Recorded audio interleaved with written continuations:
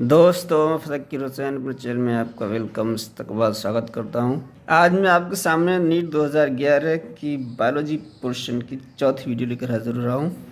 2011 में ये AIPMT screening medical परीक्षा के नाम से ये परीक्षा होती थी। अब ये नीट के नाम से होती है। तब इसमें 200 क्वेश्चन आते थे, 50 फिजिक्स, 50 केमिस्ट्री और 100 बायोलॉजी के। इससे पहले 3 वीडियो में 1 से 25, 26 से 50 और 51 से 75 की वीडियो बनाकर अपलोड कर चुका हूं। आज मैं आपके सामने पेश करूंगा 76 से 100 तक। तो ये है इस वीडियो का पहला और बायोलॉजी पोर्शन का 76वां प्रश्न। निम्नलिखित में से किसमें वंश का नाम, उसके 2 लक्षण तथा उसका वर्ग ऑब्लिक संघ सम्मिलित है? तो ये पहला ही है, सेलामेंड्रा। ये उभयचर वर्ग का एक सदस्य है। इसमें कर्ण टिम्पेनम द्वारा प्रदर्शित होते हैं, तो ए ऑप्शन इसका सही है। और इसमें वाह्य निषेचन होता है।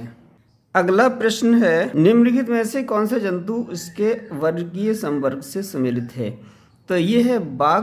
बाघ को पैंथेरा टाइग्रिस कहते हैं। इसमें टाइग्रिस जो है वो पैंथेरा वंश की एक जाति है, तो डी ऑप्शन इसका सही है। उत्परिवर्तन प्रेरित किए जा सकते हैं, तो गामा विकिरण आयनीकृत विकिरण होते हैं तथा भौतिक उत्परिवर्तन की भांति कार्य करता है, तो सी ऑप्शन इसका सही है। अगला प्रश्न है, स्थलीय पादपों में द्वार कोशिकाएं अन्य बाह्य त्वचीय कोशिकाओं से निम्नलिखित में भिन्न होती हैं।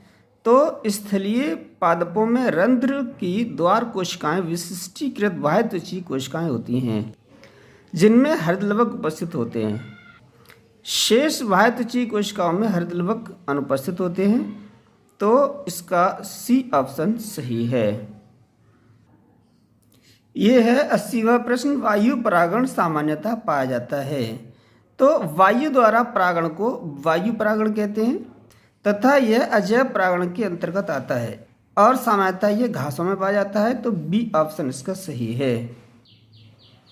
अगला प्रश्न है, निम्नलिखित में से कौन रीनल पिरामिड का भाग नहीं है? कुंडलित नलिकाएं रीनल पिरामिड का भाग नहीं है, तो ए ऑप्शन इसका सही है।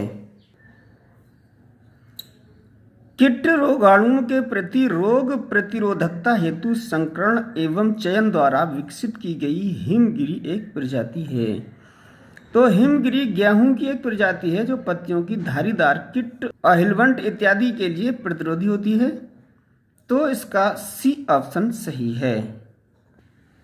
निम्नलिखित जंतु समूहों में से कौन बिना किसी अपवाद के इसके अभिलाक्षणिक गुण से सम्मिलित है? तो ये है कॉन्ट्रिकथीज के सदस्य लवण जलीय होते हैं। इनका शरीर धारारेखी होता है। इनमें उपास्थीय अंतकंकाल पाया जाता है, तो बी ऑप्शन इसका सही है। यह प्रश्न है, निम्नलिखित में से कौन मनुष्य के शरीर में सूक्ष्म जीवों के प्रवेश के विरुद्ध कारकीय अवरोध यानी फिजियोलॉजिकल बैरियर का कार्य करता है? तो दोस्तों, हम आपको बता दें कि नेत्रों के आंसू और मुख की लार तथा आमाशय में HCl यानी हाइड्रोक्लोरिक अम्ल मनुष्य के शरीर में सूक्ष्म जीवों के प्रवेश के विरुद्ध कारकीय अवरोध यानी फिजियोलॉजिकल बैरियर का कार्य करते हैं, तो ए ऑप्शन इसका सही है। 85वां प्रश्न है, जब एक न्यूरॉन विश्राम अवस्था में होता है अर्थात किसी आवेग को संचारित नहीं कर रहा है, तब एक्सोनल कला होती है। जब किसी न्यूरॉन में आवेग का चारण नहीं हो रहा हो अर्थात विश्राम अवस्था में हो, तो एक्सोनल कला पोटेशियम आयनों यानी K+ के प्रति अधिक पारगम्य तथा Na+ यानी सोडियम आयनों के प्रति लगभग अपारगम्य होती है, तो सी ऑप्शन इसका सही है। निम्नलिखित में से किसकी जाति में बीजांडकाई बहुभ्रूणता पाई जाती है?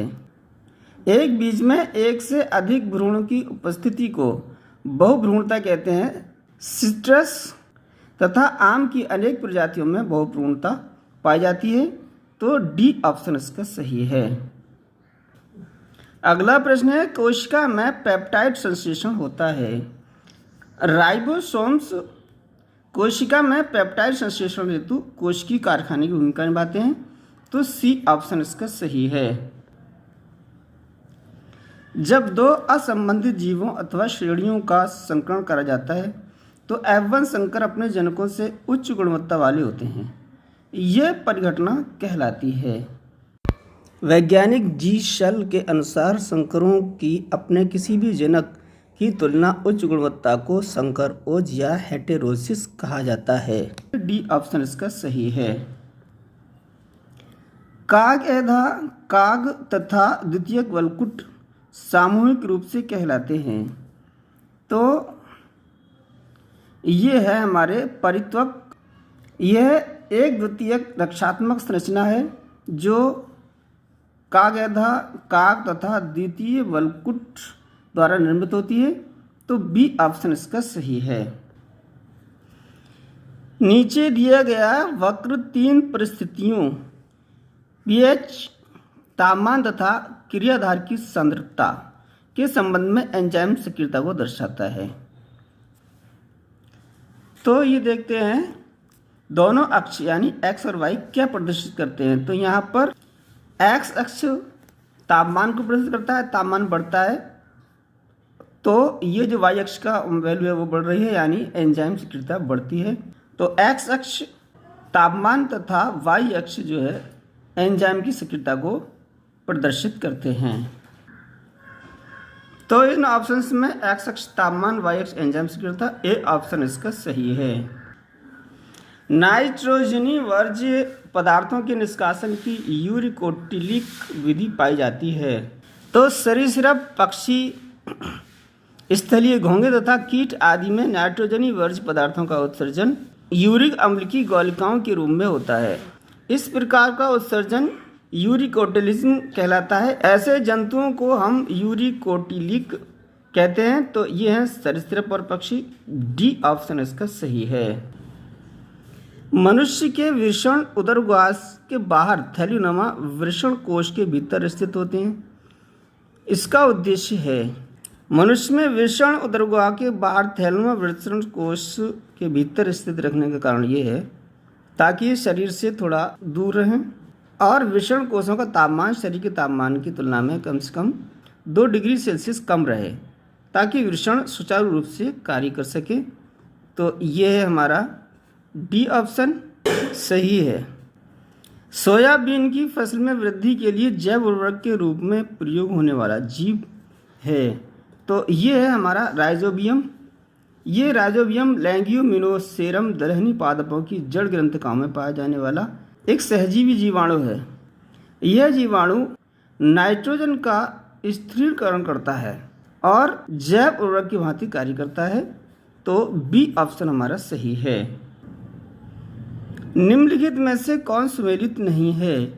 तो ये है हमारा पॉक्सीनिया। इसको सामान्यतः कीट कवक कहते हैं, कंड कवक नहीं है ये। ए ऑप्शन इसका सही है। निम्नलिखित में से किसमें परागण ऑटोगैमस होता है। तो उभयलिंगी पुष्प जो सदैव बंद रहते हैं अनुन्मील्य पुष्प यानी क्लिस्टोगैमी पुष्प कहलाते हैं। इस प्रकार के क्लिस्टोगैमी पुष्प निश्चित रूप से ऑटोगैमस होते हैं। तो सी ऑप्शन इसका सही है। निम्नलिखित में से किसके पुष्प में अंडाशय अर्ध अधोवर्ती होता है। यदि पुष्प में जायांग केंद्र में स्थित हो तथा अन्य पुष्पीय भाग प्यालीनुमा पुष्पासन के नेमी पर उसी स्तर पर लगे रहते हैं, ऐसा अंडाशय अर्ध अधोवर्ती कहलाता है, जैसे बेर, गुलाब, आड़ू आदि वगैरह। तो डी ऑप्शन हमारा सही है। वृक्क के कार्य नियमन के संदर्भ में निम्न में से सही कथन को चुनिए। तो ऑप्शन में देखें डी ऑप्शन है, जब कोई व्यक्ति अत्यधिक पानी पीता है जिसकी शरीर को आवश्यकता नहीं होती तो एडीएच की निर्मुक्ति घट जाती है। डी ऑप्शन इसका सही है। स्त्रीधानी दर उपस्थित होता है। तो मार्केंशिया में मादा लैंगिक अंग को स्त्रीधानी दर कहते हैं। तो डी ऑप्शन इसका सही है। मलेरिया परजीवी के स्पोरोजोइट हेतु आप कहाँ देखेंगे। तो ये जो स्पोरोजोइट हैं ये मलेरिया परजीवी की संक्रामक अवस्था है। ये संक्रमित मादा एनाफिलीस मच्छर की लार में उपस्थित होते हैं। तो हम संक्रमित मादा एनोफिलीज मच्छर की लार्वे देखेंगे, तो डी ऑप्शन इसका सही है।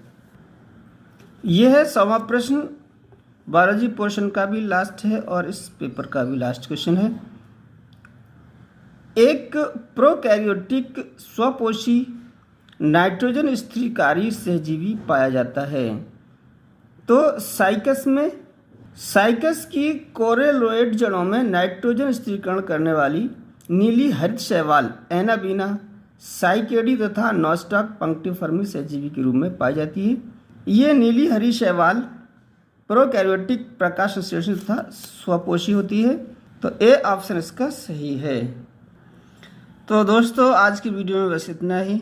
नीट 2010 की आंसर की बायोलॉजी पोर्शन की अगली वीडियो में लेकर हाजिर होऊंगा। अगर आपको वीडियो पसंद आया हो, 2010 की नीट के आंसर की आप चाहते हैं तो मेरे चैनल को सब्सक्राइब करें और कमेंट करके बताएं कि वीडियो आपको कैसा लगा, और हिंदी मीडियम से जो भी नीट की तैयारी कर रहे हैं उनको शेयर करें। सारे जहां से अच्छा हिंदुस्तान हमारा, हम बुलबुलें हैं इसकी एक गुलसिता हमारा।